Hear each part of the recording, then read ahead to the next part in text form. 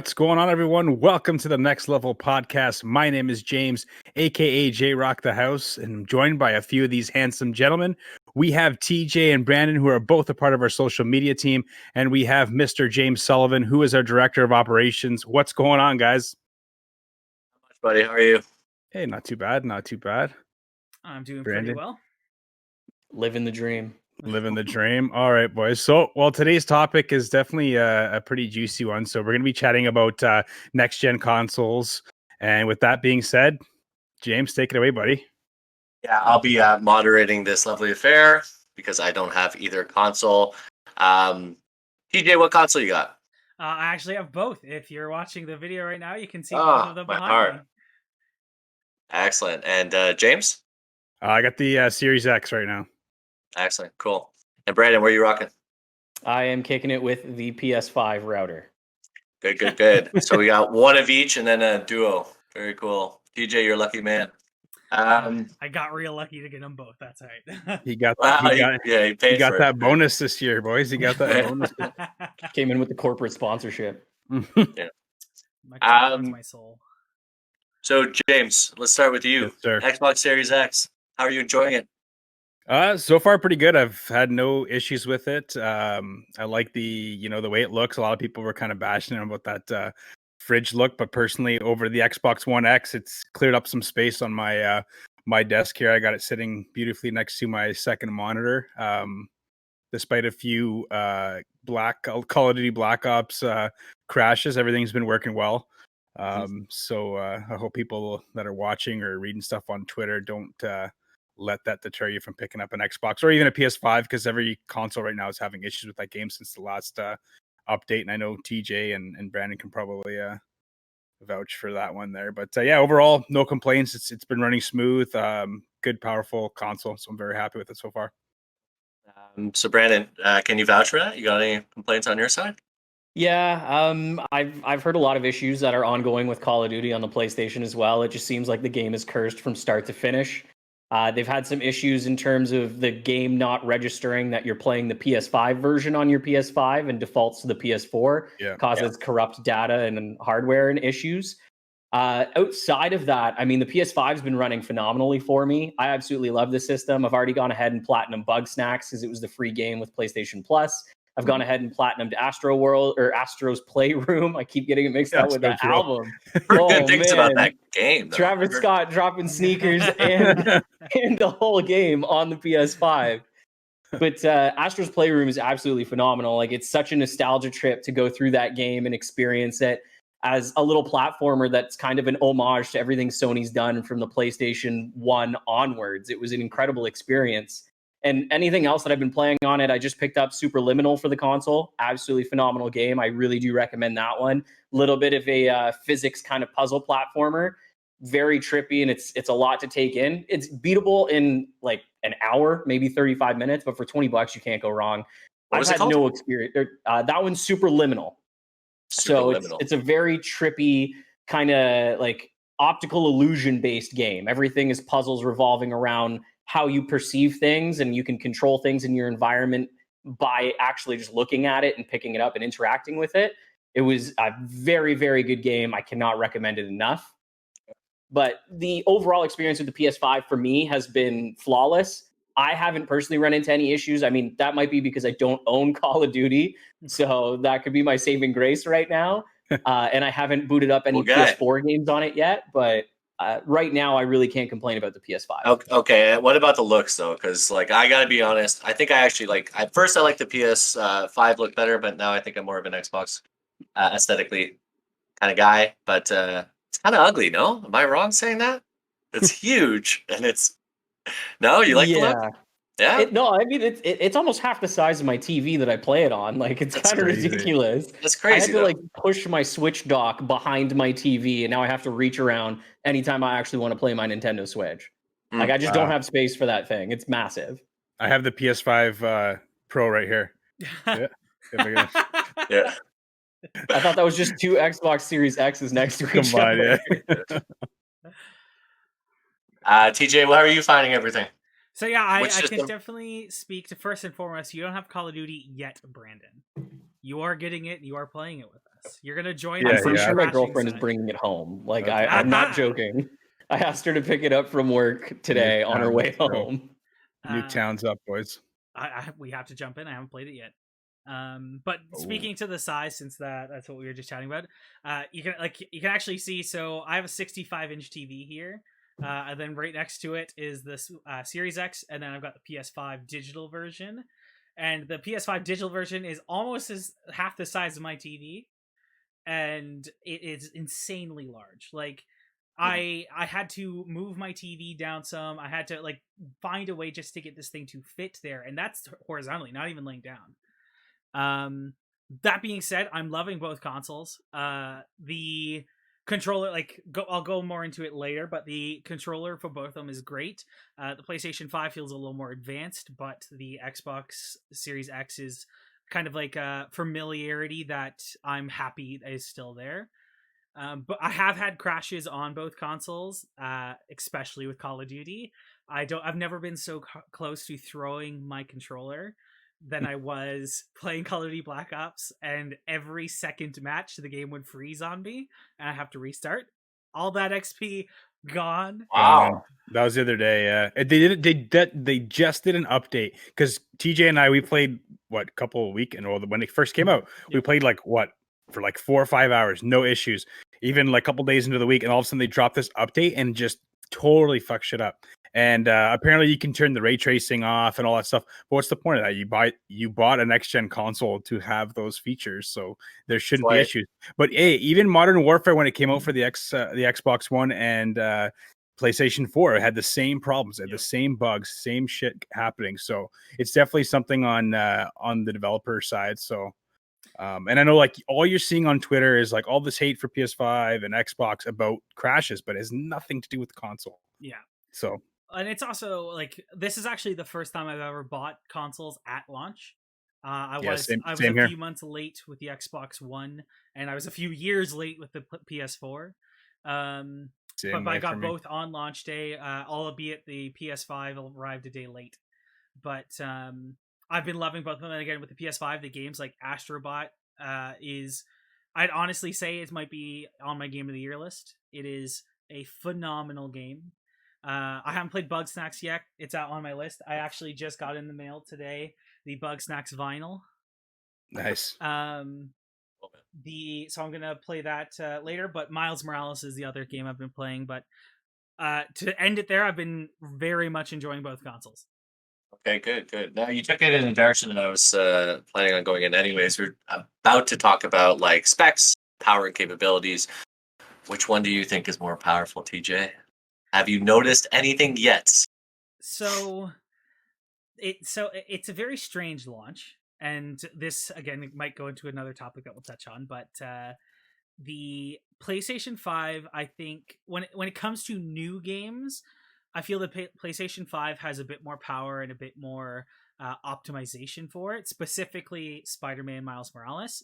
After you start that game and you go through the Insomniac logo, the Sony logo, after that, the game remembers you played it, and it takes roughly 15 seconds to go from your PlayStation home screen to playing the game.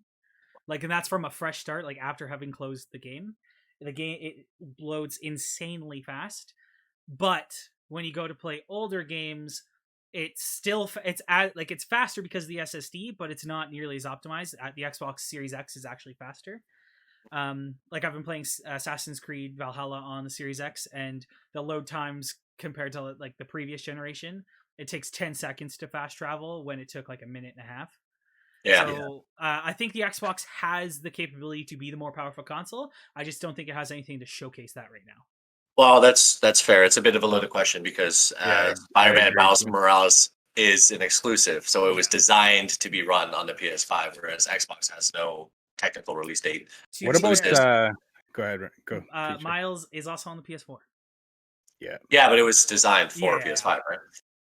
I would make the argument there was actually something that broke earlier today that I thought was hilarious, that a lot of the partner games that Microsoft has right now are actually underperforming to their overall specs that they're advertised as on the Series X.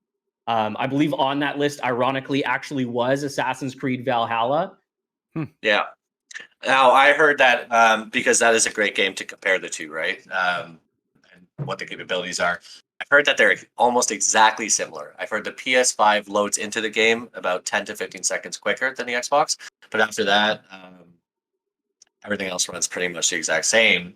But technically, the Xbox should be the more powerful console. James, have you noticed anything like that? Based on specs. I mean, obviously Based I on can't compare. specs.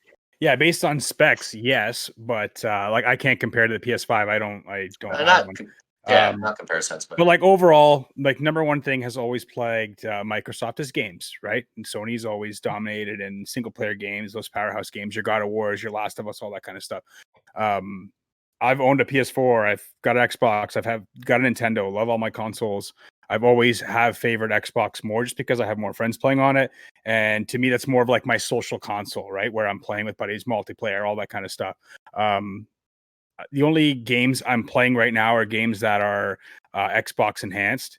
I've noticed kind of, Gears of War looks fantastic. It plays a lot better, especially like multiplayer wise. Call of Duty, it's Call of Duty. To me, it always looks, decent and smooth aside from all the crashes. Valhalla is just a beautiful, beautiful game.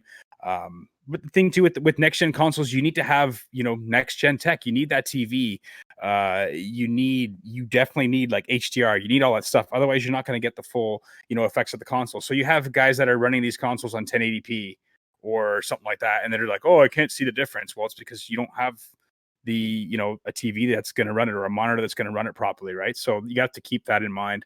But yeah, like if you got to go with like speed and all that kind of stuff, like the SSDs, I believe Sony's is a little bit better, right? Is that I don't know the Yes. exact specs on Well, the SSDs, right?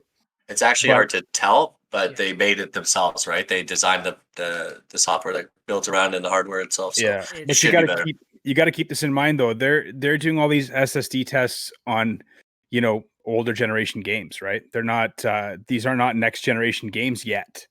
Right. Okay. Miles Morales, sure. But would you say it's a mind blowing PS5, like a next generation game? When you put that game in, you were like, holy shit, I'm in next generation. Like when you're looking at that on that 65-inch, TJ? I honestly would say yeah, because like I loved the first Spider-Man, the 2018 one. I played through Yeah, it it's a 3 great game. times. Yeah. I didn't have like this is a brand new TV. I just bought it about a month ago, and Yeah. I wanted to be next gen ready, so it is 4K, 120 hertz, HDR, 2.1 HDMI, and loading into it, especially on that fidelity mode where it is the ray tracing in the 4K. At first, it was like this is beautiful, but like is this next gen? Because like I wasn't sure what ray tracing was to begin with, because this is my first experience with it. And then after like sitting there running across a skyscraper and watching like the mirrored images perfectly, Yeah. I'm just like this is the littlest thing, but it helps the immersion so much. Ray tracing is the paving of light, right? Reflecting off objects and back onto I objects. believe so. Yeah. Pretty sure that's a Led Zeppelin cover. Something There like you go. There you go. But let me ask you guys something. Do you so with the SSD, everything's these games, Valhalla, whatever, how quick they load, Red Dead Redemption. You've seen those videos. We're not going to sit here and talk about like 10 seconds of shit. Yeah. Do you think with like full on developers working on next generation games that those SSDs will actually perform and give you a next gen kind of full on 4K, 120 frames, all that shit, and load within 15 seconds? Well, remember we watched the PS5 showcase, and Yeah. the one thing that blew everyone away was the Ratchet and Clank. Yeah. Yeah, and how as Ratchet and Clank were falling a rift, they would fall into the rift and they would be in a totally different world. That's what I see next gen as being. Yeah. The ability to like completely load into a whole new place seamlessly, right? Without like a loading screen come up, just based on movement. And like I read something interesting the other day too, right? There's forms of restrictions on speed in games. They just can't make something go that fast while passing by objects because it looks like shit. But when you have an SSD, a powerful SSD, right? Suddenly you open up the floodgates, right? So now you can get things going, Mach 3 or 4 over a quick landscape, like a jet fighter, right? Flying over, load to the ground. Because you have that speed to load, what's coming up in the distance. Yeah. So things like that will change too, right? To Go ahead. To answer your question though, James, with like that next gen experience. I do think that's going to be possible, especially like the Xbox. It's harder to say. The only true to form Xbox launch, like Microsoft owned launch game, was Gears Tactics, which had launched previously on PC. I haven't played it yet. It's actually, I was downloading it earlier today. So I can't really speak to that, but like I think that is Miles Morales. Like it is that 4K, that ray tracing, and the fact, like as I said, it takes like 15 seconds to load into the game after initial startup. It like that blows my mind, and like the fast travel taking 2 seconds, like that. I think when done right, and when like putting a focus on optimizing to the hardware, I think they will be able to do that. It's just I don't know if these third parties are going to be rushing to do that since these are such new consoles. Yeah. Right. What do you I think? think we'll see a lot of you're going to see a lot more and more games getting delayed next year too. You will see. I mean, fair enough. Thing is, like every system that comes out, they're like to compare the first generation of games for that system to 6 years later, it's a joke, right? They're extremely different. So I mean, to see where it will go should be interesting. And like TJ, this was the first time I've ever bought a console on launch aside. Actually, the first ever console I ever bought on launch was PS2. And this one here was the other one here. But it's, I mean, I'll honestly say I love Xbox. Does it feel like a true next gen console right now? I will say no. So that's my because there's no game. I have nothing to compare it to. So it's like I played Gears, it's old. I love it, but you should check out Forza 4. I have played it. It's beautiful. The game was beautiful before, and then just on the Xbox One too. Yeah, and with the optimizations, it's a beautiful game. Yeah, but I'm not here to play older games, right? So give me something new. Yeah, Halo got delayed, unfortunately. What are you gonna do, right? Should have bought a PlayStation 5. All those exclusives. Brings me up to my next point. Yeah, go ahead. Well, let's talk about exclusives. So you have 11 exclusives coming up for the PlayStation 5 or have already launched, and then Xbox has 0 and is just optimizing 15 of their most popular games over the last 5-6 years. What do you guys think about that? Pretty much. What happened to Godfall? Did anybody play that game? No, I'm asking because but I did watch my friend stream directly PS5. Like he wasn't Twitch streaming or anything. Like he actually just shared his footage with me. Yeah. It looks interesting, but it honestly, from what I gathered, it looked like a dumbed down version of Dark Souls slapped with some Borderlands loot scheme on it. Yeah. It looks like interesting. Dookie. Yeah. Okay. It's a bomb day. I don't know. They probably they rush these games, right? Like some of them, anyways. But what are you gonna do? I mean, if Godfall is the what is considered the bottom of the barrel in terms of launch games, that's a good thing because and I'll let Brandon can speak to it more because I think we just completely skipped him earlier. But we love you with exclusives. Like it's true. Like I don't think it's fair to say that Microsoft has nothing that they're not just up-resing, because I mean they are, but they're not, because there is they have the Gears Tactics. There is all of these games that they have been pushing to be launch titles. They're just not Microsoft first party. With PlayStation, they definitely do have the exclusives, but they're also, just like Xbox, their games are available on both. Like Spider-Man's available on PS4 and PS5. Sackboy is available on PS4 and PS5. Demon's Souls is the only one. Demon's Souls and Astro's Playroom, I believe, are the only two PS5 exclusive. You can only play them there, and I think Godfall too. But no one's gonna be playing it. So. No one's playing that. Yeah. Okay. So, Brandon, I'm curious, what other games you've been playing? Honestly, right now, that's all I really dabbled with on my PS5. Other than that, I'm not gonna lie, I've been on my Xbox One X more than my PlayStation 5. Primarily because I did get a free code for Valhalla on Xbox. So that's kind of the direction I took with that. I'm sure that'll change because I did just pick up Watch Dogs Legions for the PS5. Very cool. And I'm probably going to put Valhalla down for a bit because I've always liked Legions and the Watch Dogs franchise a little bit more than Assassin's Creed. Sorry, TJ. Yeah, I saw that. He's dead. I'm one of 5 people who actually thought that Watch Dogs 1 was fantastic. And that's also because I played it on PS3. I have an Aiden Pierce statue behind that that space station right there. So, Dude, I showed up to the midnight launch and picked up the collector's edition. as did I. It was I don't know why. I for some reason Watch Dogs always stuck with me as some groundbreaking game, and it was, you know, at the peak of Ubisoft showcasing games that don't actually live up to their E3 demonstrations.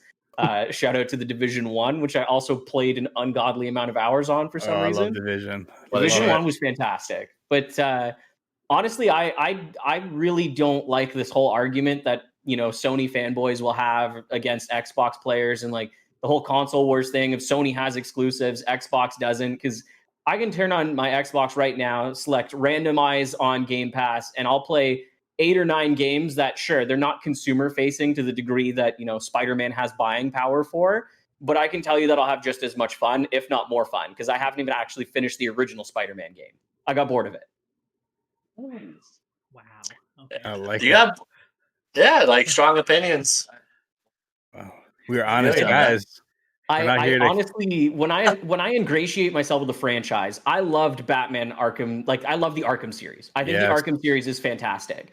So when I see, in my opinion, and again, I'm probably heavily biased just because I look at it as Spider-Man is just a copy of the Batman mechanics. I know not through and through, obviously. There's different mechanics. There's different gadgets. You can web swing. And web swinging in that game is the funnest thing in the world. The web swinging is what caused me to sink 6 hours into the game of just collecting backpacks, taking pictures, and doing all sorts of nonsense. But I can't get over some of the mechanics in the game because I'm used to playing Batman so much, and I'm not, you know, trying to dodge a rocket while I'm swinging from a web, and I have the worst reaction time in the world because I'm secretly 45 years old and I have, you know, terrible arthritis. But we definitely don't want you on our Call of Duty team, though. Let me just write. I know, like I've always his name out. I've always just been anti AAA for some reason. Like there's the small AAAs that will resonate with me, and I'll play those to the death of me. Like I'll never give up the Fallout franchise. I even played 76 for a good chunk of time. But I'm very much an indie person. Like I'll go out of my way to play more indies than I will AAA titles. And you know, sometimes it's a payout and sometimes it's not. Like Superliminal, I absolutely love that game. All three of you looked at me like, what the hell did you just say to me? I've heard of it. Want to play it? Happy. Is that a typo or? I just want to say it hurts me that you said that you couldn't finish Spider-Man, but you spent a lot of time in Fallout 76. It pains me. To be fair, Spider-Man has like a wee bit more playtime than Fallout 76 does. Yeah, but you weren't even playing the story, my friend. Just swinging around collecting. So I got to the point where the Sinister Six team up and like you escape. Pardon me, because I'm a DC fanboy as well, so that's another reason why Marvel games don't resonate with me. I'm just pissing TJ off so much right now. He's just punching his TV. Black out your part of the screen. Black out your screen. Yeah, I mean, I the Sinister Six broke out of jail, and that's about as far as I got. And like I said, I was doing one of the fortress side missions where you actually just go in and clear out the enemies. And at one point, like 4 or 5 different rocket launcher enemies spawn, and I just could not dodge all of their missiles fast enough. And I kept so you weren't good enough. Yeah, exactly. I'm not a pro gamer. This is literally the only reason why I play Pac-Man World Adventures. That's it. Okay. My favorite game is Hello Kitty Island Adventures. Island Adventures 2. So your point is that you don't care too much about the exclusives. I mean, I feel like in this kind of situation, though, it is a massively deciding factor because everyone wants to know what are the new capabilities of the system, and the only way you're going to see it, or at least potential of it, is exclusive games. So Xbox isn't really showcasing anything their Xbox Series X can do. Xbox is very much a wait and see situation right now. Again, like because of how heavily biased I am, like Fallout New Vegas is one of my favorite games of all time. Xbox has already won my money because they now own Bethesda. So, I mean, you know, with all the exclusives for Xbox getting delayed, they're still selling their console out. I mean, I don't know if they've outsold in terms of units. I don't know who's produced more units between both manufacturers, but although the demand for the PS5 is a lot higher, it's because they have the exclusives now. But Xbox has made some serious moves in the transition period to next gen to acquire a lot of developers. And I know that the next Elder Scrolls, the next Fallout, the next Doom, if they're all exclusive, those are going to be those big tickets that, drive either Xbox sales or at least force people to get Game Pass and jump on the Xbox bandwagon in one way, shape, or form. Yeah. I also think the big thing that Xbox has going for it, and again, I have both, and I will say, between the two launches, I do agree with what James was saying about the Xbox not necessarily feeling like next gen, because I remember sitting there playing on my Series X and I was loving it, especially seeing NBA 2K on the next gen. It looked amazing. I've got a lot to say about that game, but you can read it in my review when it goes up. But we still gotta play. We'll do one day. We'll play one day. But there wasn't that new game. Even Assassin's Creed, I was playing it before on the Xbox One because Ubisoft provided a code for review, which you can also read soon on NXL. But I couldn't it didn't feel new because I was already playing it on Xbox, and I just transitioned it to the Series X. It looked better, it played it would just ran better, but it wasn't that new thing. It wasn't a Spider-Man, it wasn't an Astro, it wasn't a Demon Souls. It wasn't games that are specifically optimized for this platform, and launched with the platform. That said, I think the proposition, as Brandon mentioned, of Game Pass, of I can spend the $600 on a console, and then rather than having to spend another $100 after the price increase here in Canada, because it's going to be $101 for a brand new game starting soon. I could just spend $20 and I have access to 150 games, including EA Sports games, including Forza and the Halo Master Chief Collection. You have so much to play there. So I think you do get a chance to see how it runs, especially with Quick Resume when it works. Yeah. Doesn't PlayStation have their own version though, with infinitely smaller amount of titles? But PlayStation Plus, there is a little bit $12 a month. PlayStation Now. PS Now, I think. Yeah, so, PS Now is a little bit more different. What you're actually talking about is the PlayStation Plus collection. So as part of the PS5, if you're a PlayStation Plus member, which you have to play online games, there's I think it's 20, maybe 21 games that you have access to that you can add to your library. You'll have them as long as you have PlayStation Plus, and you can play them. And there's some staple games like God of War reboot, like The Last of Us 1 remastered, like Persona 5, not Royale, the base game. It's a bunch of a couple tentpole PS4 titles, which is great. So if you're someone like a buddy of mine who never had a PS4, you can jump into the PS5 and play these games you've missed out on. Yeah. But Sony has not indicated at all that they're going to be adding to this constantly, that the things are going to be rotating out. I do see it changing because Fallout 4 is part of that collection, and Fallout 4 is now a Microsoft property. So I don't see that staying on there long. So I don't think I would equate it to Game Pass. I think it's like baby's first step into Game Pass. Yeah. But it is still a great offering because, for example, I think Days Gone is on there, and it's one of my favorite games of, I'd say, the generation for PlayStation.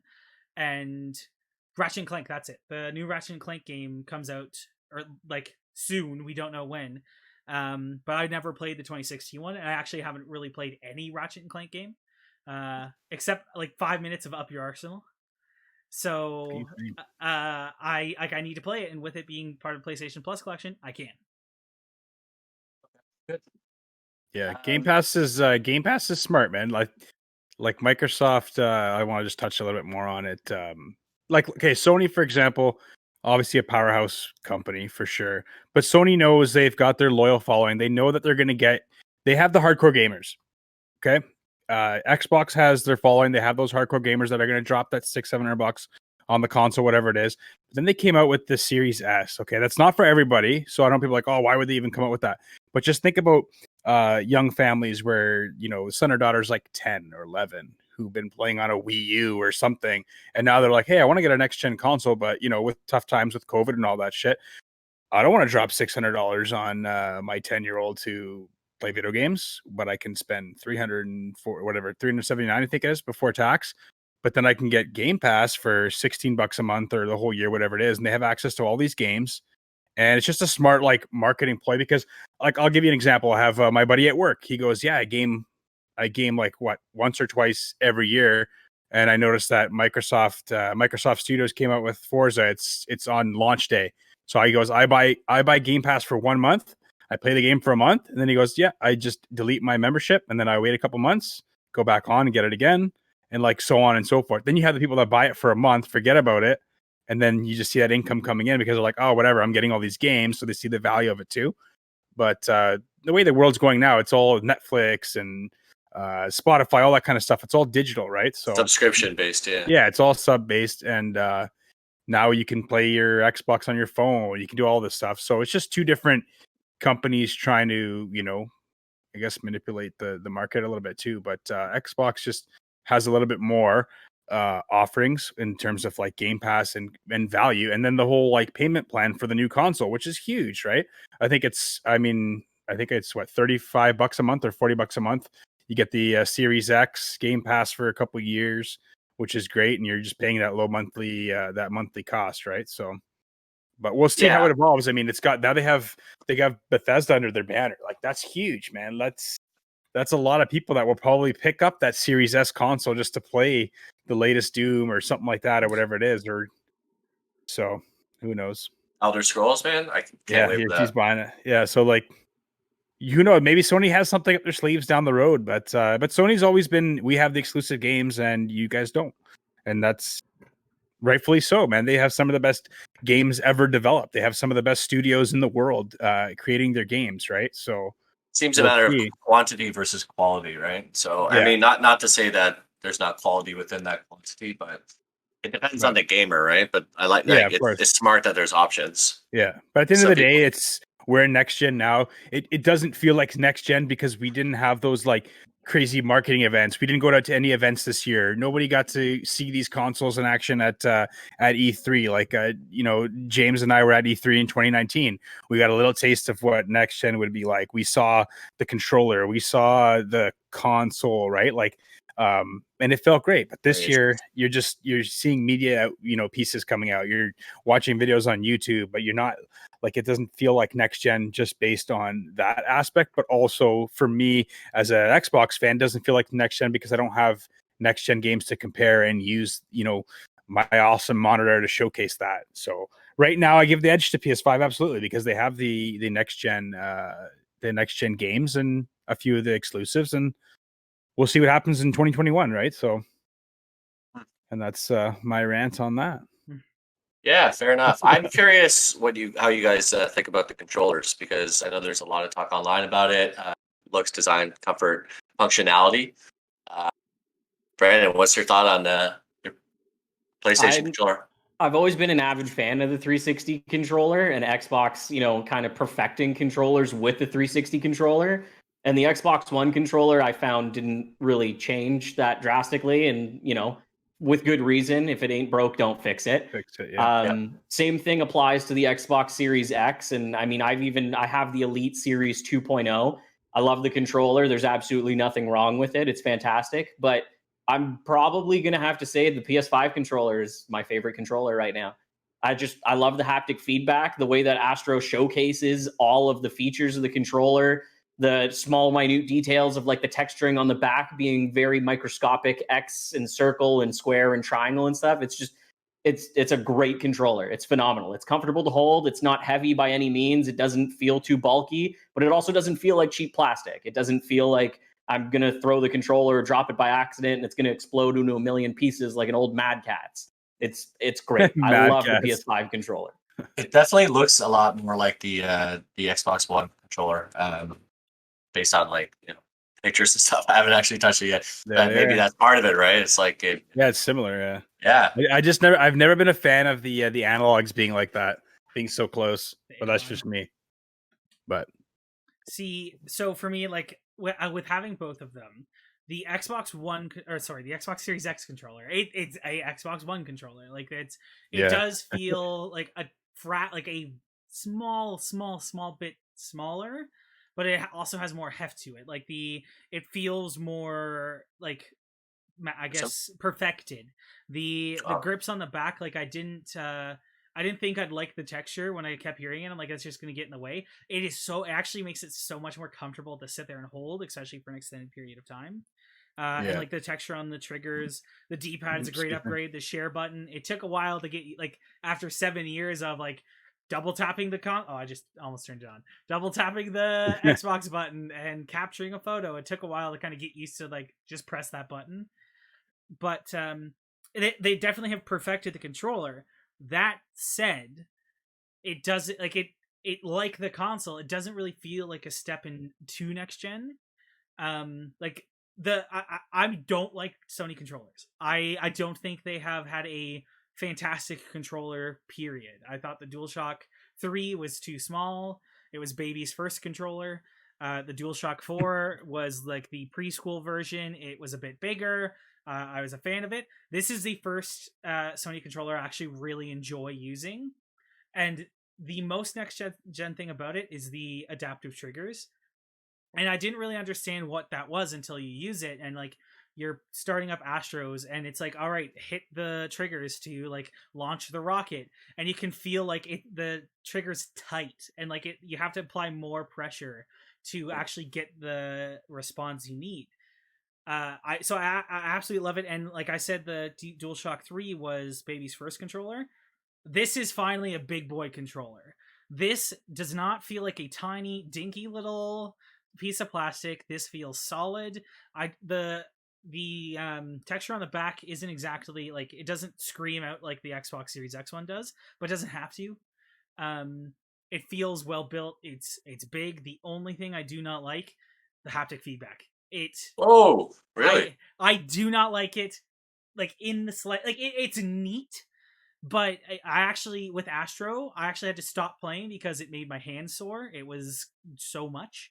And hey, describe it. What's going on with haptic feedback? So like it's kind of like the Nintendo Joy-Cons. It's like the big boy version of the HD Rumble, and that's like the third time I've said that.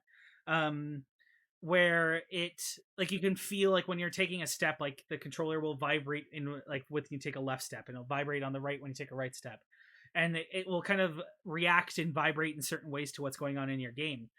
But when I was playing levels like in Astro where you're controlling a rocket, it's just vibrating so much. Actually, like my left hand started to get like tight and sore that I had to stop, and I've never had that when playing games ever. So I haven't changed the settings yet, but that's because Astro is the one that like uses it the most of all the games I played so far. Mm-hmm. I just hope, I'm curious to see how it's implemented further and if it's something I do have to turn off, because in the end it's just fancy vibrations. Brandon, what do you think about haptic feedback? Do you like it at least? I love it. I mean, like it to go as far as, you know, talking about like the footsteps and stuff like that. Like the Rumble's also calibrated to almost simulate the same feeling as like, you know, if you're walking on sand, walking in water, walking on like actual hard concrete or rock. All of those feelings are almost like injected into your hand. Like, I'm not going to say it's a tit for tat replica. The controller, you know, goes full Avatar and starts bending into different kind of textures. But they do a really good job of trying to exemplify how well the textures are going to feel based off the vibration.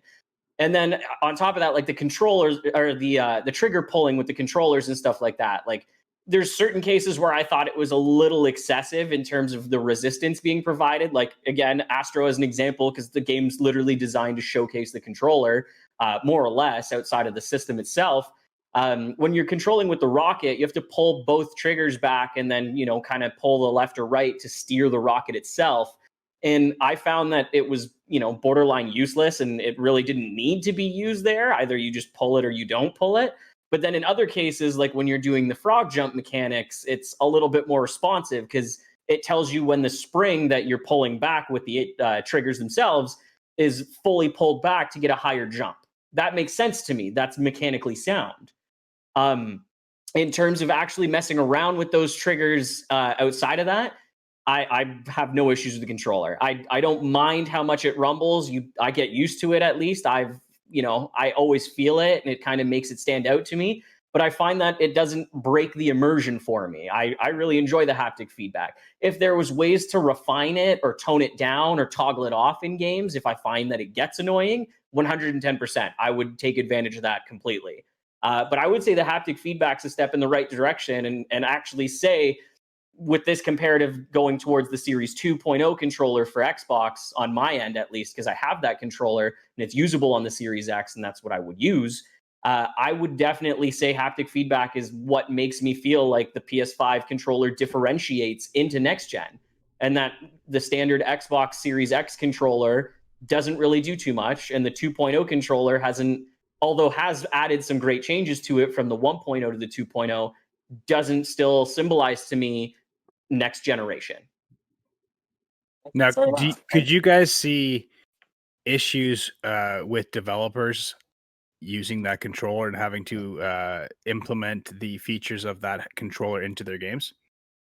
That's what I'm scared of the most. I mean, like when Sony introduced the touchpad for the PS4, developers were kind of just shoehorning it into their game, and it became like a designated map button.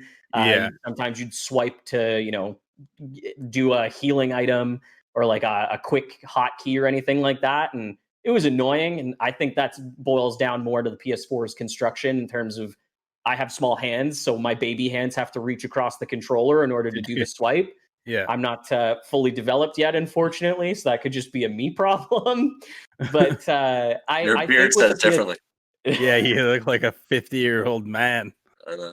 I actually just shaved James's head and glued it to my face to look older. This is full ray tracing. This is a full ray trace beard. Beard generated. See, I do think it is going to be some issues supporting these features, like the dual sense features. Like the haptic feedback, again, it's in the lamest of layman terms, it's fancy vibrations. I think they can implement it at the bare minimum in some way. It's the triggers, I think, will be the tough one. That said, I am hoping, because I feel like there's no doubt we're gonna get a mid-generation refresh like we have for the past few, like this past generation. I think both companies saw like a big jump there. I don't think they're gonna avoid doing it this time. I'm hoping that Microsoft just completely rips off Sony, and in like a year they'll release this Elite V3, which will have haptic feedback and adaptive triggers, and then 2 years after that they'll release the Xbox Series X2, which comes with adaptive triggers and haptic feedback. What about HoloLens? Yeah, exactly. Like I think Microsoft is going to add at least adaptive triggers, because I feel like that is, like, to me, that is the most next generation thing about the PlayStation, period. The adaptive triggers are just the most immersive thing I've felt next to VR. Like VR is first, the adaptive triggers is second. Like, interesting. So I think Microsoft is going to steal that. I think they're going to find a way to put it in, and that's when you see developers like, oh shit, both consoles have it, let's throw it in. Yeah. To add on to what TJ's saying as well, is my primary concern, and TJ's going to hate me for saying this, but the company that I can see messing up using the haptic feedback responsibly, or at least launching games that they abuse it rather than use it, is probably going to be either Ubisoft or EA. Yeah, 100% EA. Ubisoft for sure, though. EA. That's my biggest concern is companies are going to get so focused on using it and adding those mechanics and those features and having haptic feedback, in their games, that there's going to be some sort of bug where it doesn't work properly, or you're playing the next Call of Duty, Black Ops 5.5 or whatever it's going to be. And as you're playing it, your gun jams, but it can't unjam. So you're stuck with just like a semi-pulled trigger that can't do anything. I feel like the ingratiation of those mechanics is something that's going to be refined and worked on throughout the generation. But I'm very concerned for the next couple of years that developers are just not going to get it right and not find good ways to utilize it. And that's going to cause people to not like those features, which I really don't want, because I think it's definitely a good step in the next generation direction. So you TJ, you think they're gonna do a PS5 Pro and an Xbox Series XX? Yeah, 100%. I mean, like, where like technology is moving at breakneck speed, like we are already like SSDs that match the PlayStation are already like coming out. They're super freaking expensive, but they're coming out. Like, Yeah. so I don't like in 4 years time. Like the last console generation lasted 7 years. The Xbox Series or Xbox One X came out in what 2017. 17, yeah. So that was 4 years. So I can see in 3 years time, 4 years time, them releasing another console where it is a bit more powerful. It's a bit of an upgrade. Like it's not going to be such a massive jump that we saw from like an Xbox One to a Series X. But I think we are going to see that because it made the money. It's going to keep it relevant, and then it's also a way they can be like, hey, you can buy this and it will like massage your feet. Yeah.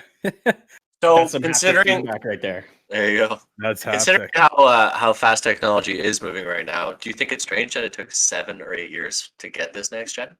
Well, they're That's making a so lot. much money So- already off of all the other consoles anyway. I know it reminds me of like the Grand Theft Auto paradox, right? Like, why make a new one Yeah. if you're still killing it? They're making shitloads of money at. Yeah, but it is kind of strange, right? It took so long. Well, I think But- That's correct me just if the I'm regular wrong. cycles, right? Yeah, I think the 360 and PS3 launched in I think it was 0506. Yes. I know there was a year apart. I just can't 05. remember. I know it's between 05 and 07. So 360 was first, yeah. So like let's assume 05, that's a 7 years from 2005 to 2013 when the Xbox One launched. Yeah. So I like just recall hearing that this was the longest. I think it is Yeah. the longest but I think it's the longest by like months. Okay. Yeah. I don't think it's that much longer, but I also think this feels like the longest just because one of the parties did not talk about their console until like 3 months before the console came out. That was scaring a lot of people too, right? Yeah. That was scaring a lot of fans. Like, hey, what the fuck? What's going on with our console? Like, we want to know. But let me ask you guys, if because of coronavirus and all that crap going on in the world right now, if Microsoft and Sony said we are delaying our consoles until 2021 summer, we'll say, would you have guys been mad? I mean, I would have been disappointed. Like, I don't know if I would have been mad. I would have been disappointed. Like, I want the console when it's ready. I don't want a half-baked product, and I want people to be safe. I don't want people rushing to get it ready. Do I want the console on the day it's supposed to come out? Yeah. Like, it's just like, let's take Cyberpunk. Like, I love that Cyberpunk got delayed because I was telling people it would. Yeah. No one believed me, and I was right. Am I disappointed? Like, I'm ecstatic that I predicted it, but am I disappointed that I'm not playing it right now? 100%. Yeah. Reminds me of how I guessed the price of the PlayStation 5 almost to the dot. Prediction. Yeah, I mean, like, Peter. but there's the reality though that they're saying something's going to be ready by X time and they're not ready, right? So I mean, like, you can love the fact that they're taking time to make it right, but it's like, then don't say it's going to be ready by February if it's going to fucking take another 5 months, right? Yeah. That's the second time Cyberpunk's pushed their release date. I think it's the third third. time. Third time. Yeah. It was April, originally was. November, and then No, April, September, November. April, and then- September. Yeah, sorry. Yeah, and that's all fine and good, but like, maybe But I just see, make the release date far enough in the future that you know you're going to be done. You have time to, Especially find the bugs. especially a game like Cyberpunk. It's like you knew it was going to be a delay. Like there was, like even when we saw it at E3, we're like, yeah, this is great, but I don't think this game's coming out and when it's coming out, right? Especially with the way it looked, you're like, okay, well, that's for the next console. So, but like, I'm even all for it if like a developer's like, hey, we're working on this game, it's supposed to come out in 2022. We're shooting for November. We don't know yet, and we'll let you know when it's coming out. And then all of a sudden, they're like, hey, this game's out today. Like, I'd be cool with that. Like surprise drops, like that'd be awesome. The Like all of a marketing team sudden, would hate you. yeah, of course. All of a sudden, you just see like GTA or Rockstar tomorrow. It's like, oh, by the way, we just GTA 6 launches on Xbox like 1 Series month. X exclusive today. Oh shit! No, Everybody's buying man. a Series X. If I was That would be, you're Microsoft, right. I would buy That'd be Rockstar games huge. first. That would shatter the internet, right? Like, No. that Can would you be imagine that? everything. Yeah, that'd be wild. But I wouldn't do it. Like, Everybody would week. buy an Xbox.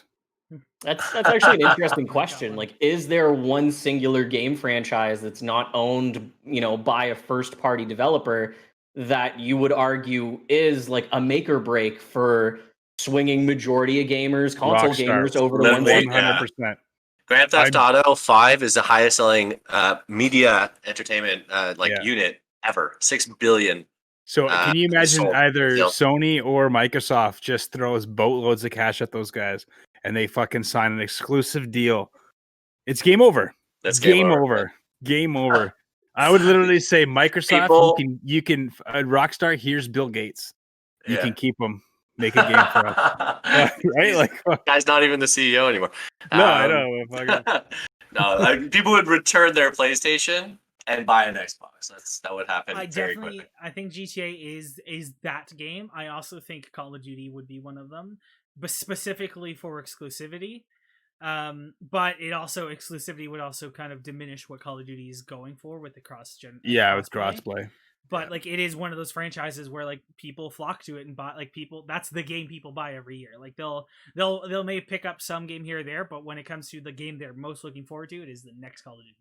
It is Yeah, hopping absolutely. in on Kill Confirmed or whatever. Like Yeah. that And is that's their it, bread yeah. and butter. And you're right, like so many of them release, right? Once every couple of years now. So that would be quite the advantage. Okay, do you guys want to move it on a little Yeah. bit? Let's do it. Excellent.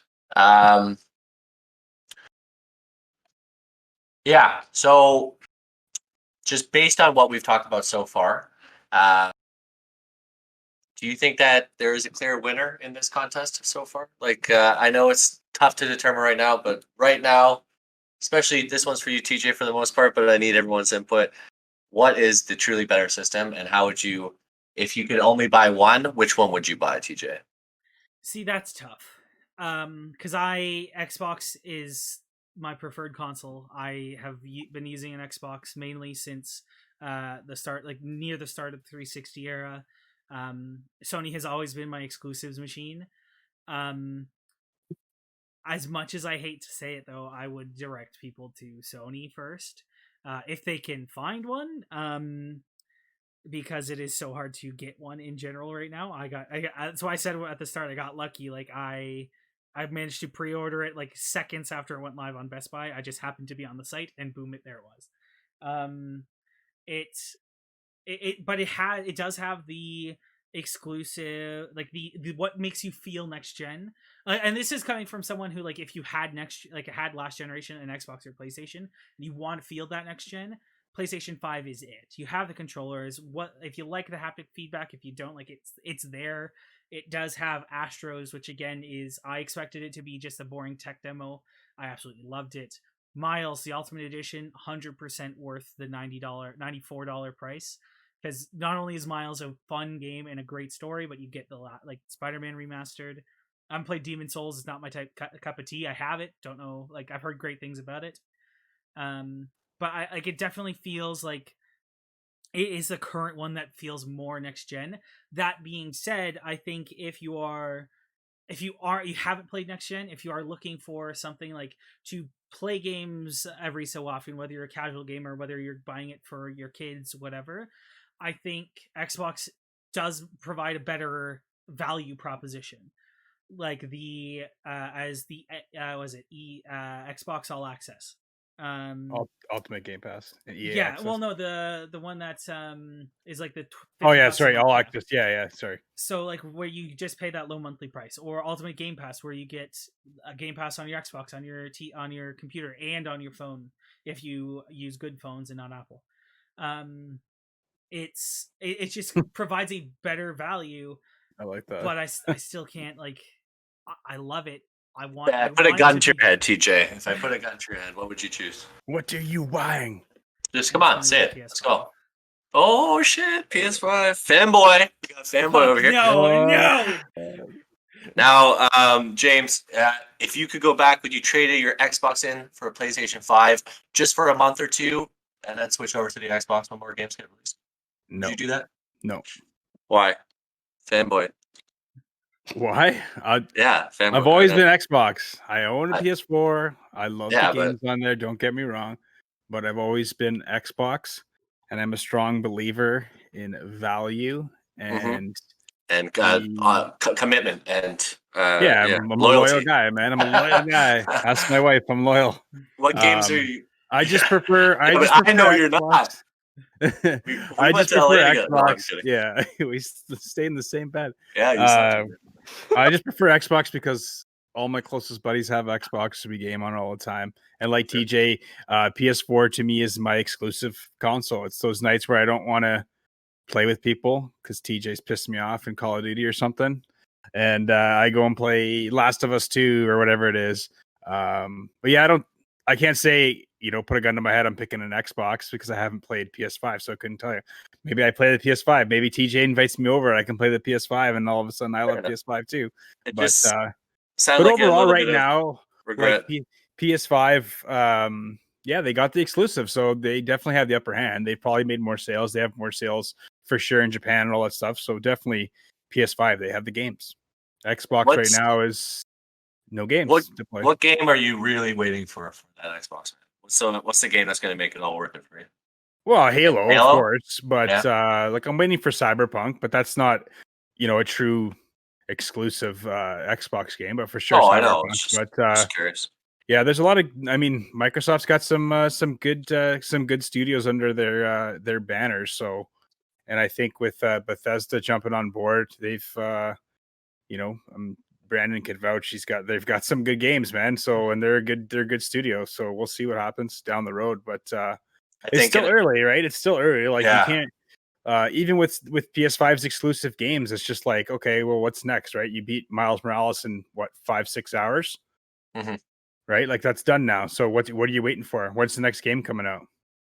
Like I'm the same way right now. I'm waiting. Like, hey, when's my first exclusive, Xbox game coming out? So TJ's getting 100% in Miles Morales, right, TJ? Oh, I've already platinumed it. Yeah, see, hate that. I already have.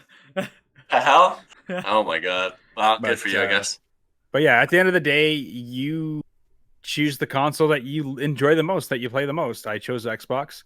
Yeah, I know. I'm just more mean like now that the initial facts are out, and we talked about the controller a lot and those exclusive games. I'm curious, would you jump ship for just a little bit and come back to your?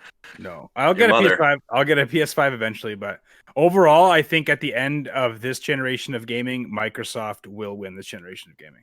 I think you might be right. Actually, I'd say give it a year and see what happens. But I mean, Xbox has technically the better system, so I mean that's debatable. But I think you're going to see more out of it at Xbox. Yeah. Okay, cool. Brandon, what about you, man? You're obviously enjoying it. Do you think you made the right purchase? Love the PS5. Realistically speaking, and this might be the most cop-out answer there is, but I could go either way or neither of them, having now owned one of the two consoles.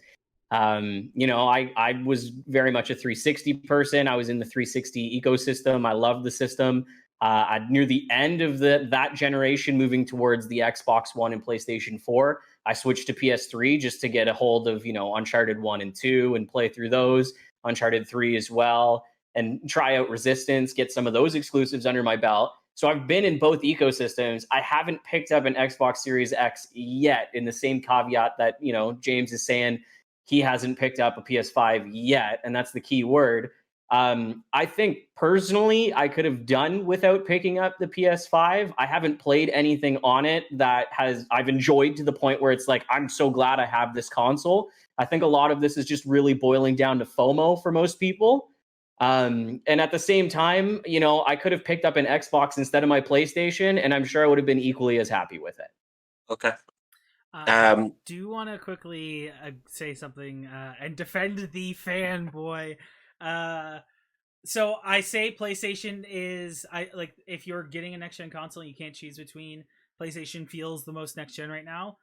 I will play Xbox more. Xbox, as James said, it is my console of choice. I think the PlayStation 5 UI is not great. It is better than the PS4, but it is not great.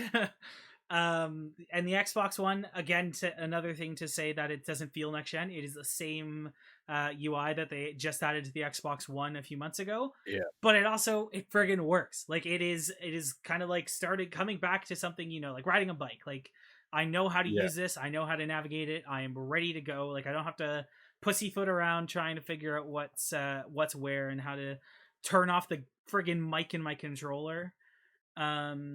stuff And like that's what that. they did that purposely. Like, it's not like, oh, they just didn't want to do it. It's just they basically, our console's easy to use, that like a 6-year-old can play this console, and that's not a bad way to market your next generation console. And you I have mean, 2 of them, so isn't part of getting a new console though, like the new UI? And I understand what you're saying, right? But yeah. like, isn't it like, imagine having a fresh new UI for that Microsoft, and like, yeah, a little bit of the familiarity, keeping the buttons in the same spots, but you It know, 100% is, and I agree with you. Like the Xbox One is a fantastic, I would arguably say, all around better experience to use, but it's not new. Like it is a evolution of the Xbox One X. It is the next wow. step. That while PS5, it is a new console. It has the new UI, it has the new controller, it has the new games. It is, I think the Xbox will, like, I don't want to say win or lose, because I feel like both companies have different objectives this console generation. Microsoft is going for subscribers, while PlayStation is going for units sold. I don't think this generation is the one where there is no clear loser or winner. But I think Microsoft is set itself up well. It is the better experience. It just needs the software to follow up with it. Pick it up, yeah. You said units sold. Like, aren't they both competing for units sold? You need subscriptions come with units sold. Yeah, Yeah, yes but and no. the numbers on the subscriptions for Game Pass are pretty they're pretty beefy, right? So Yeah, but you're incorporating Xbox One into that too, right? So those exactly. who have But neither console, but both companies are trying to outsell each other in terms of units. I don't. They want to have the higher number because it looks better in, like, when it comes to media articles and people talking for about it. shareholders. But they're vastly competing for different things. And a tiny little tangent here. The reason why Microsoft doesn't care if I shouldn't say doesn't care, they're not as worried about units sold, is because Xbox Game Pass is where the real money is. And I'm not even taking into account the money they make from it, which they have 15 million subscribers at the last time they've announced it. This is inaccurate, but a rough idea of how much money they make. If you times $10 a month by 15 million, last I checked, it was like $1.7 billion a year they would make from Game Pass. That is definitely wrong, because some people pay less. Some people have done I bought 3 years of Xbox Live and then used $1 to transition. Yeah. So like, it's not concrete, but that's still a idea of how much money they're making. That's not why they want Game Pass. That's not why they want you to subscribe. Microsoft isn't a video game company. It is a tech company. They want Game Pass. They want you to sign up for Game Pass because they get what is the most expensive and most worthwhile commodity in the world: data. They'll get your data. They will turn that data around and use it to sell other products they have. They'll be like, oh, you like RPG games, you're often like spending a lot of time in this game. Oh, you might like a Surface. Oh, you like Minecraft. Let's try and turn it around and try and sell you a HoloLens so you can play Minecraft like HoloLens on there. That's very, very poor examples, but they're going to use that for their other like avenues of business. So that's why they want you to buy Game Pass. It's the data. They don't care if you buy the console, because you can use it on your phone, you can use it on your PC, you can use it on your Xbox One, your Series X, soon to be your TV. Like world domination. I'll give you 150 games to play, which the ones that you choose will tell me everything I need to know about you. 100%. It's the way the world works, man. Your data is being sold. People are probably It's very watching us scary. right now. 5-year-old man on a podcast. I'm super depressed. And this guy's recommending it to fucking kids and shit. Yeah, he's like, Terrible. buy it. Are you Bill Gates? Are you Bill Game Pass Gates? is the You new do work for heroin, Microsoft. man. Yeah, imagine. Okay, so that pretty much wraps it up for my questions, gentlemen. Are we good, do you think? Or anything else you want to get off your chest? I'm gonna throw down as my final statement, because it's eating at me that saying both and neither at the same time is a cop out. I'm gonna lean more towards what TJ is saying. I think day one, your better choice is gonna be the PlayStation, but I think down the road, personally, I'm gonna be spending a lot more time on the Xbox Series X. So if you tell our watchers and listeners what you would suggest, get the Xbox over the PlayStation. So like for long term, right? Like not everyone can buy both. You would suggest get the Xbox. I want to hear you say it definitively. Yes. Definitively, I think that the Series X is doing a lot of things right. I think Microsoft has a much more visible, I should say, I don't want to say better, but at least visible or transparent game plan for the long term. And I feel that with their most recent acquisitions, especially with, you know, the dust needing to settle that they've purchased Bethesda and figuring out a strategy for how they're going to market Bethesda's upcoming titles, whether they stay exclusive or not, anything like that. The Series X you can't go wrong with, because you will at least not miss those titles if they do stay console exclusive. And if they don't stay console exclusive, you know they're going to be Game Pass exclusive, and Xbox is going to have its hooks in you either way, because you'll just pick it up on PC instead. And most people have like I don't want to say most people have a $2,000 PC, because I don't even have a $2,000 PC. But most people have a PC that would be capable of running a good chunk of the library of Game Pass. Mm-hmm. And at the very least, if they don't want to buy a system, they'll shell out that money to upgrade their PC or buy a new pre-built, anything like that, and still have the option to play Game Pass as well. Actually, to quickly add to that, Phil Spencer has gone like in interviews and said like Xbox with xCloud is planning on bringing it to televisions. They're planning on bringing it to the desktop Xbox app. So eventually at some point, like you can get a freaking Lenovo ThinkPad and play Elder Scrolls 6 on it via xCloud. Like, yeah, that's what I have. Lenovo. You're good to go. That explains a lot. Sweet. No need to upgrade. So Brandon's ultimately, I mean, I guess ultimately the point would be that no matter how you really slice it, whether you went with an Xbox or a PlayStation, I'm under the belief that you'll still fall under the Xbox umbrella.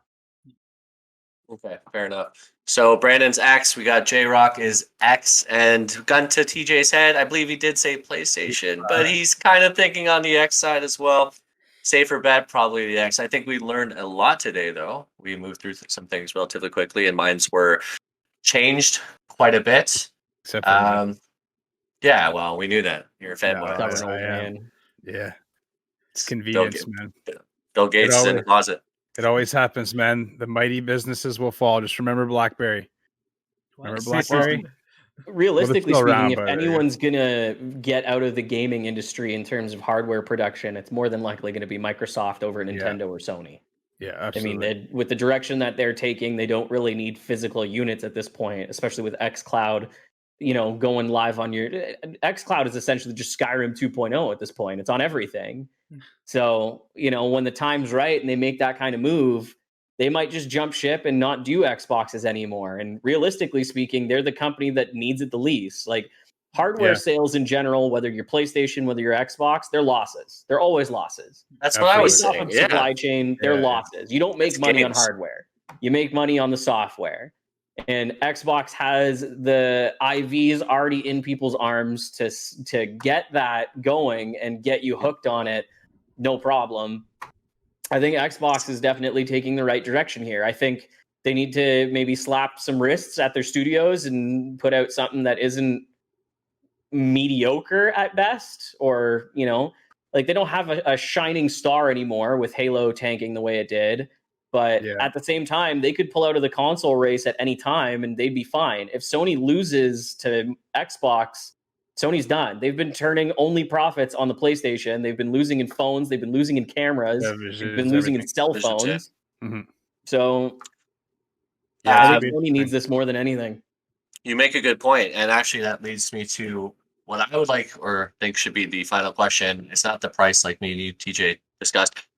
In 6 to 7 years from now, when the new generation comes out, what would you like to see? I know it's crazy to talk about because we have a new generation right now, but think ahead. What's something that you'd like to see from the next generation? So the PS6 and the Xbox, like quadrillion 7 4 8, the Xbox Z, triple X. Skyrim, first and foremost. Yeah, Skyrim has to be on anything. Like, when do you think? How long into this generation do you think is going to be until we get Skyrim remaster? I give it till March of next year. Okay. Oh, hold on, I just got a notification. It's right here. Tuesday, next Tuesday. Todd Howard just texted I'm me. already. Hold on, he's calling. He's calling. Hold on, guys. I'm gonna put you guys on mute. Yeah. Oh, you want me to star in the next Doom? I'd love to. I'm thinking more like Dwayne The Rock Johnson. virtual reality, are we going to see no systems? And you're right, cloud-based, right? Like you're on the internet and you're playing massive fucking games through next gen cloud-based systems like Red Hat software and stuff like that. What does it look like? I'm thinking virtual reality for the most part. Yeah. VR is the direction I'd like to see, as much as I don't like the idea of going digital only as a software kind of direction. I know it's pretty much inevitable at this point. I'm, as you can kind of see on my bookshelf behind me, a very big physical copy collector. I like having physical goods. I just like being able to have a tangible item in my hand that I paid for. And that's not the direction I'd like to see the industry go. Realistically, it's going to be an uphill battle for anyone like myself who prefers physical goods.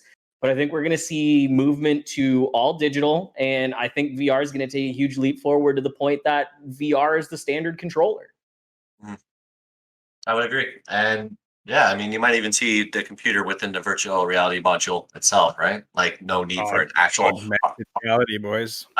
Well, yeah. I mean, that's generally the trend, I think. What about you, TJ? Where do you see the next generation? I don't think VR is going to be the next thing. I actually, really, if I had to bet money on it, I feel like Sony's going to exit the VR space. I don't think they're going to continue with PSVR. Have you used VR? I have an HTC Vive. It's not hooked up because I moved and I don't have enough space for it.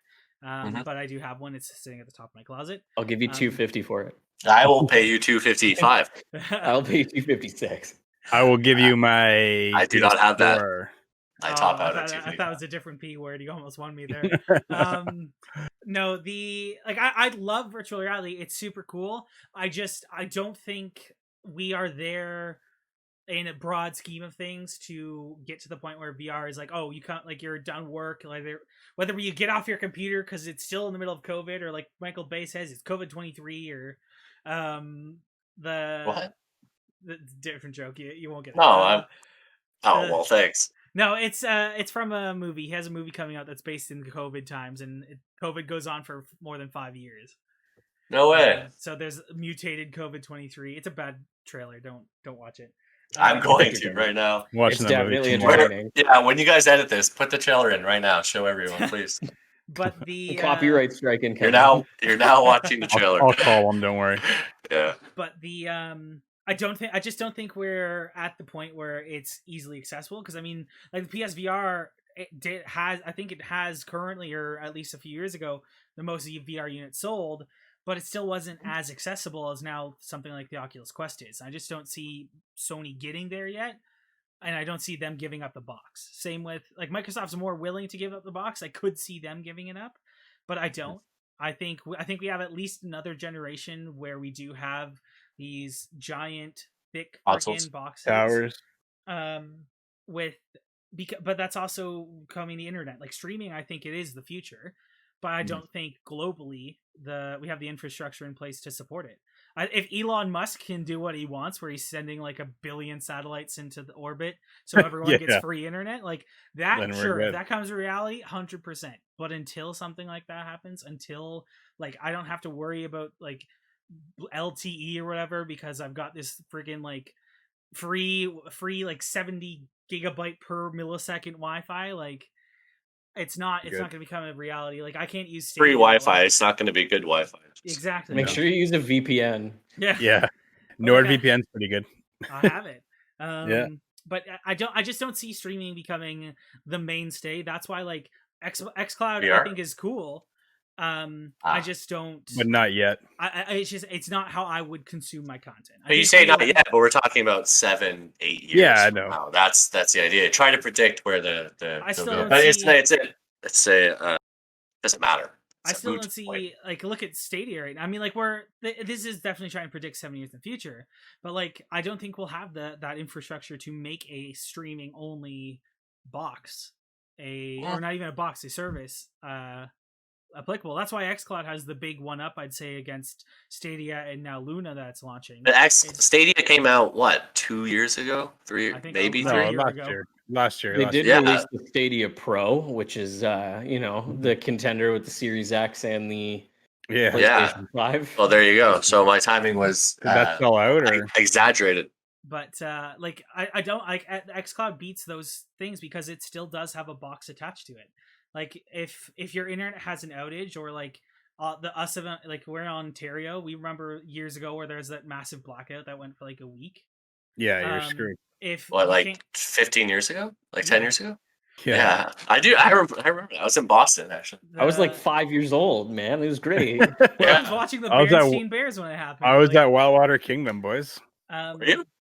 Yeah, it was. But in like the if your tube? internet goes out, you don't have the ability to play your games. Like your I'm SOS. blind. As an Um, ex-employee of Rogers, I can verify that we do not have the infrastructure Yeah. for game streaming as a Yeah. consecutive source. Yeah, so I Yeah. just like I think we're gonna get another box. I think the graphic, like at this point, I don't see how graphics can get better, but that we also say that They every will. generation.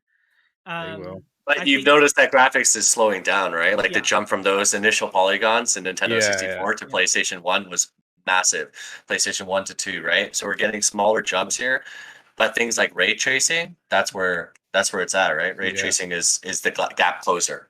If I Because had to, if I had to guess, I'd Uh-huh. say it's all about performance. So like we'll have even faster SSDs where like you literally press X on a game, second later you're in it. No menu, no loading screen, whatever. Like it is the speed of starting games, is the like accessibility of it, like just making playing games easier. That is what I So- see with next gen. Yeah. I mean, so your concept could actually become a reality for the next 3-year, right? Yep. What you're saying is the 3-year, the pro version that comes out. Yep. It's all the same things, right? I'm excited to see where we're at 6 years from now before the new generation. The Um, next I gotta- generation. I'd like to see a VR helmet that covers your nose, and you put smell cartridges in the back, and You can that spell it? adds Oh, that fourth dimension. that's already I invented think that's for the sure. direction we need to go to. Listen, I'm going to tell you guys something right now. Okay. So 7 years from now, I agree with TJ. There'll still be consoles, but VR was invented and designed for one thing and one thing only, and that's God. fucking porn. And we Yeah. all know it. Oh, It will that's not only true. be advanced. It's true. No, it's not. I'm telling you. VR telling ya. is going to take over everything. People are going to have No. business meetings in VR. People will It's shop in not. virtual reality. People will adventure Not and yet. Not in travel. 7 and years. If Not you in wanted 7 to the be- years. last time your wife has touched you? Like, Yeah, I know. out of curiosity. This morning. Sure. But Too long for him. like compare a video game right now in VR to a high-end pornographic film in VR, and tell me which one's more advanced. I don't think You I've watched can't porn in honestly- VR yet. Yeah, like one, I don't know, and Half-Life Alex, you can't tell me there like that something beats that. I can tell you it's called Half-Life Alice, but no, I'm just joking. Speaking But of no. beating, like Brutal. Okay, let's Yeah. wrap it up there, gentlemen. 7 years from now, there's still consoles, but there'll be streaming will be at that point. And like TJ's saying, it's like Sony's still got to bank on consoles, otherwise it's game over for them, right?